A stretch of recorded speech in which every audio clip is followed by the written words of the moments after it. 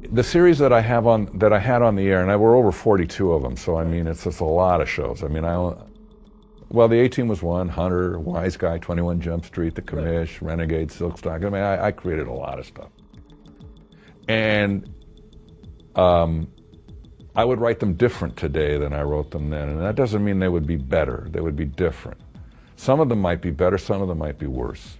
You know, a lot of the 80s television was written for the 80s. You know, if I'm going to be a good writer, and if I'm going to engage you as a reader or as a viewer, I have to be a good barometer for kind of what's going on. I never start with a question, what will my audiences like? I never think about my audience. I know that sounds selfish, but the reason I don't is because I don't know how to write for, if it's a television audience, 30 million people. I have no clue how to do that.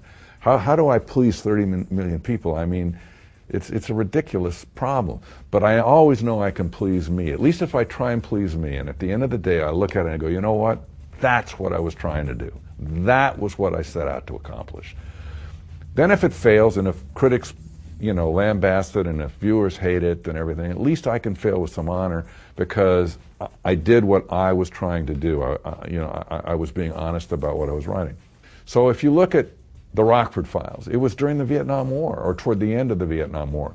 It was very funny. It was very humorous. It was, you know, and I think people wanted that. We were bummed out by that war, and so as a barometer for American tastes, if you will, or for American viewing audiences, I was just feeling what my viewer was feeling, and so I wanted to write funny. I wanted to write light. I wanted to make it, because I was in the same place with everybody who was watching it, and that was what now if I guess right, or if my barometer is right, then I'm going to hopefully get a hit if I cast it well, and the same is true with writing a book.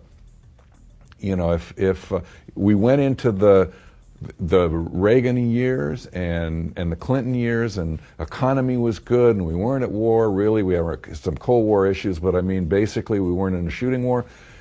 And so what happened on television? It got darker. We had Sipowicz. We had we had The Shield. We had all of these shows that were really darker. We had heroes that were basically gray in terms of their moral structure. They weren't good, they weren't bad, they were flawed, they were wonderful, but they were a byproduct of that good time, because we were able to, we didn't need it to be a morality play, we didn't need it to be comedic.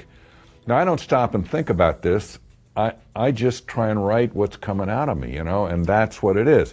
And I'm a byproduct of the same things that everybody else is. So if I were to do 21 Jump Street in the 80s, it's one thing. If I were to do it in the 90s, it might be something different, because I would be writing from that different place inside my own head.